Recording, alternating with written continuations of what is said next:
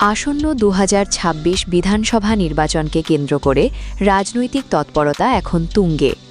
এরই অঙ্গ হিসেবে ১১৫ রাজারহাট নিউটাউন বিধানসভা কেন্দ্রের তৃণমূল কংগ্রেস প্রার্থী তাপস চ্যাটার্জির সমর্থনে নারায়ণপুর বটতলায় এক বিশাল নির্বাচনী প্রচার সভার আয়োজন করা হয়। মুখ্যমন্ত্রী মমতা বন্দ্যোপাধ্যায়ের আশীর্বাদ ধন্য এবং এলাকার ভূমিপুত্র তাপস চ্যাটার্জির সমর্থনে আয়োজিত এই প্রচার সভায় উপচে পড়া ভিড় লক্ষ্য করা যায়। এদিনের এই বিশেষ সভায় উপস্থিত ছিলেন এক ঝাঁক তারকা ও বিশিষ্ট নেতৃত্ববৃন্দ। সভার মূল আকর্ষণ হিসেবে উপস্থিত ছিলেন সাংসদ তথা বিখ্যাত অভিনেত্রী জুন মালিয়া এবং প্রখ্যাত অভিনেতা পরমব্রত চট্টোপাধ্যায়, টলিউড অভিনেতা রাহুল মজুমদার। তাদের উপস্থিতিতে কর্মীদের উৎসাহ ছিল চোখে পড়ার মতো। এছাড়াও এই প্রচার সভায় উপস্থিত ছিলেন রাজারহাট নিউটাউন ব্লকের সভাপতি প্রবীর কর, মেয়র পরিষদ তথা রাজারহাট নিউটাউন শহর তৃণমূল কংগ্রেসের সভানেত্রী আরাত্রিকা ভট্টাচার্য, মেয়র পরিষদ রহিমা বিবি এবং বড় চেয়ারম্যান তথা টাউন সভাপতি শাহনওয়াজ আলী মণ্ডল। উপস্থিত ছিলেন জেলা পরিষদের সদস্য আফতাব উদ্দিন, ১ নম্বর ওয়ার্ডের কাউন্সিলর পিনাকি নন্দী এবং ৫ নম্বর ওয়ার্ডের কাউন্সিলর নন্দিনী ব্যানার্জি সহ দলের অন্যান্য গুরুত্বপূর্ণ নেতৃবৃন্দ। জনসভা থেকে বক্তারা উন্নয়নের ধারা বজায় রাখতে ৪ নম্বর বোতাম টিপে ঘাসফুল চিহ্নে ভোট দিয়ে এলাকার ভূমিপুত্র তাপস চ্যাটার্জিকে বিপুল ভোটে জয়ী করার আহ্বান জানান। যে লড়ছে সবার ডাকে, সেই জেতাবে বাংলা মাকে। এই শপথ নিয়েই এদিনের বর্ণাঢ্য প্রচার সভাটি সম্পন্ন হয়।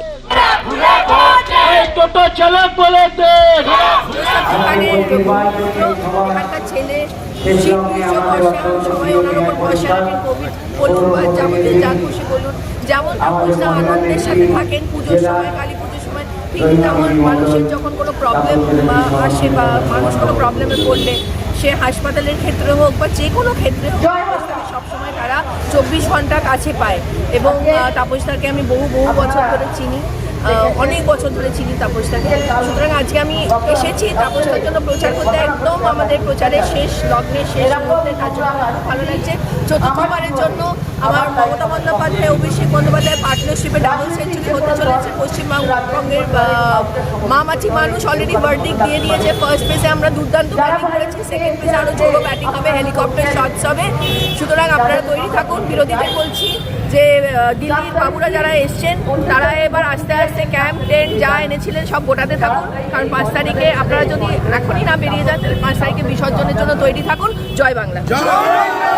ভালোবাসা, আমরা ফ্র্যাঙ্কলি বলছি, আমরা যখন কাজ করি আমরা এই ভালোবাসার জন্যই কাজ করি। আর এখন ভোটের টাইম, তো যারা এসে ভালোবাসা দিচ্ছেন, এই গরমের মধ্যে যারা আসছেন, আমাদের মানে এমএলএ এমপিসদের বা যত লিডার্স আছে তাদের কথা শুনতে, হ্যাটস অফ তাদের। এটা ভালোবাসা ছাড়া আর কিছুই নয়।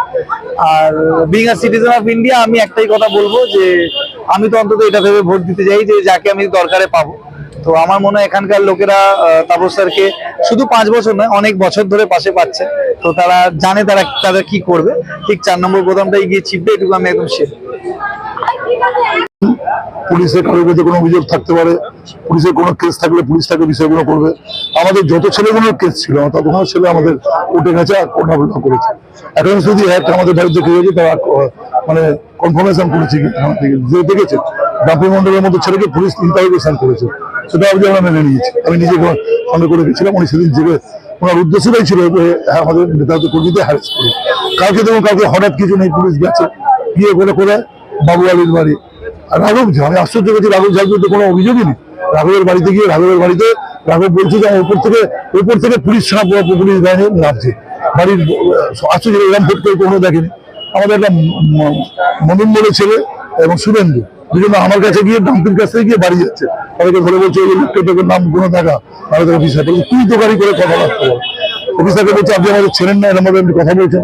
আমাদের ক্লাব করা মানুষ, সামাজিক ক্ষেত্রে বিষয়টাকে সাহায্য করে তাদেরকে ধরে। অন্য সবার কাছে, এমনকি যুব সংঘ ক্লাব, সেই ক্লাবে গিয়ে তালা ভেঙে ক্লাবের তালা ভেঙে দেয়। তারপরে যায় ডাম্পি মন্ডলের বাড়িতে গেছে, দেখেছে এবং অবস্থা খুব খারাপ, তখন চলে এসেছে। আরো অন্যান্য সবাইকার কাছে গেছে, সবাই মানে বিষয়টাকে করেছে। এবার ওদের আরো অভিযান ছিল রাত্রিবেলা, তারপরে ওটা সভাপতি দুজনকে তুলে নিয়ে এসে কোথায় রাখছেন বলছেন না। আগে আপনি পারেন আর কারোকে নোটিশ ছিল, পুলিশ আমি নজরবন্দি করেছি, আমি ডাইভার্সন করেছি, তারপর আমি যাই যে আমি অবস্থানে বসি। এত ছোট লোক আইসি, একটা এমএলএ কে বলে নিয়ে যাচ্ছে আসুন আমি কথাবার্তা বলবো। উনি বলছেন উনি আমাকে ভেতরে গিয়ে চেয়ারে বসতে হবে, ওর সামনে চা খেতে হবে, আমার কর্মী দুজনকে তিনি আটকে রাখবে। কর্মী আর কর্মীর স্ত্রীরা মুসলিম মেয়ে কাঁদছে, একজন সবে বিয়ে করেছে, শব্দ তার স্ত্রী সন্তান সম্ভব এরকম একটা বিষয় রেখেছেন। এটা আমি কোনো নেতা হিসেবে ছিলাম, আমি বললাম যে না আপনি আমাকে এ করুন, ওদের কি আছে বলুন, যদি কোনো ব্যাপার থাকে আমি সকালে তাদেরকে আমার পাঠিয়ে দেবো। এটা রাত্রিবেলা আপনি পুরো গ্রাম পেলে হয়ে গেছে। এইবার তখন আমি ফেসবুক লাইভে নামপুরের জনগণের কাছে আহ্বান জানাই, রাত্রিবেলা আপনাকে জানিয়ে দেবো, হয়তো আপনারা ঘুমোচ্ছেন, যে অত্যাচার আমাদের বিরুদ্ধে হচ্ছে, সব মিলে বিষয়টাকে বাছাই করে নাম দিয়েছে। একটা দেখুন অনেক সময় ছেলেগুলো আছে আমাদের কিছু তাদের নামে দিলে একরকম ভাবে মেনে নেওয়া যায়। একটা মানে বিষয় বের করতে হবে। তখন আমি আমার সঙ্গে আমার এই সহকর্মী ও আমার সঙ্গে রাত্রিরে থাকে, আমাকে একা ছাড়তে পারেন, আমি গেলাম। আমরা 2-3 জন মাত্র বুঝছি, তারপরে আমাদের পাড়ার মেয়ে বউ, সব মেয়ে বউ তো খবর পায় না, আমার মেয়েও তো মানে ঘুমিয়ে পড়েছে পাড়াটা 3টের সময়। আমার পাড়ার মেয়ে বউরা, আমার পাড়ার যেহেতু ছেলেটি গাড়ি চালাচ্ছিল, সে আমার পাড়ার পার্টির নেতা, সে সবাইকে বলে দেন ডাম্পি মন্ডলের রাত্রিবেলা আসতে চেয়েছিল। আমি বললাম না আপনি আসবেন না, আপনি আসলে আপনাকে একটা অন্য ধরনের রিপোর্ট করবে, বলবে যে আপনি পুলিশকে প্রভাব করতে হবে বা আমার যাচ্ছে বলে। এটা আমি প্রার্থী হিসেবে মোকাবিলা করি, পার্টি থেকে বিষয় পার্টির নেতৃত্বকে আমাদের বলা হয় মমতা বন্দ্যোপাধ্যায় আমি মেসেজ করেছি, মমতা ব্যানার্জি বলেছে তুমি লড়ে যাও। আমাকে ইয়ার কিনারে বলেছে আমি দুষ্টু মিষ্টু বলেছি, প্রমাণ করে দাও। আর একটা হচ্ছে অভিষেক বন্দ্যোপাধ্যায় বলেছে যে একদম চোখে চোখ রেখে লড়াই করুন, এই লড়াইটাই দরকার ছিল, এই লড়াইটাই করুন। এবং আমরা এটাকে উদাহরণ দিয়ে সব জায়গায় প্রার্থীকে বলবো, যেখানে হয় প্রার্থীরা গিয়ে এখানে বিষয়গুলো করবে। গণতন্ত্রে মানুষ যেটা হারাচ্ছে, আমাদের এই অঞ্চলের কালচারটা এরকম নয়। আমরা একসঙ্গে দাঁড়িয়ে, আমি তো একসময় ধরুন যারা দাঁড়িয়ে আছে তাদের সঙ্গে আমরা কোনো ভাবতে পারিনি যে আমরা কোনো তৃণমূল প্রত্যেকে আমরা ধরিয়ে দেবো। প্রতিরোধ করুন যদি পুলিশের থাকে, আমি চাই পুলিশে আমাদের বন্ধু, পুলিশে তার পুলিশের মতো পালন করবে, মানুষ তার নিজের গাড়ি দেবে, মানুষের প্রতি আমাদের আস্থা আছে, কোনো বিষয়গুলো করবেন না। বিজেপি কর্মী এখনো বিজেপি প্রার্থীকে আমি অনুরোধ করবো, বিরোধী প্রার্থীকে অনুরোধ করবো, শান্তিপূর্ণভাবে ভোট করে আপনি বিধানসভায় দাঁড়িয়েছেন, আপনার দায়িত্ব আছে ভোটটাকে বিষয়গুলো করা। আমরা সবাই প্রকাশনের অংশ, তাতে কেউ কারোকে বিষয়টাকে না করি, ব্যাপারটা এখন। আর বিজেপি রাজাঘাটের কর্মী, তাদের প্রতি এতদিন রাজনীতি করি, যে দুজন মানুষ দাঁড়িয়েছে রাজাঘাটের পুরোনো রাজনীতির মধ্যে, আমরা দুজন কিন্তু করি। আমি পুরোনো একজন রাজনীতিবিদ হিসেবে আমি বলবো, আমার রাজাঘাটের ছেলে, রাজাঘাটের সন্তান, পার্টিটা কিন্তু পরে আমাদের। আমরা এমন কোনো কাজ করবো না যে বাইরের লোকের আমাদের উস্কানি দিয়ে চলে যাবে, আমরা নিজের সেই আগুনে জ্বলবো। এটা জানি কখনো আমরা না করি। আপনাকে যদি ভোট না দেওয়া হারান, আপনার হারানোর ক্ষমতা থাকবে হারান, যেটা ক্ষমতা থাকবে আমরা জিতবো।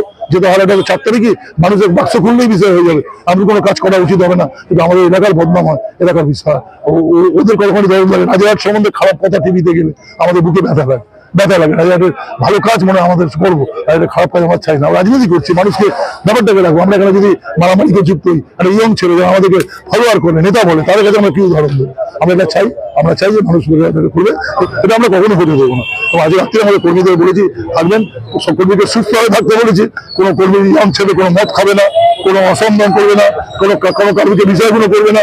আমরা সেই ব্যাপারটাকে রাখছি। আমরা চাই না, এতদিন ধরে ভোট করেছি, আমরা এই ব্যাপারটাকে রাখবো। আর এই অঞ্চলে যদি আমরা হেরে যাই, তাহলে বুঝলাম পশ্চিমবঙ্গে আমরা ক্ষমতা পাবো না। দেখতে থাকুন, সঙ্গে থাকুন বেঙ্গল নিউজ টিভি।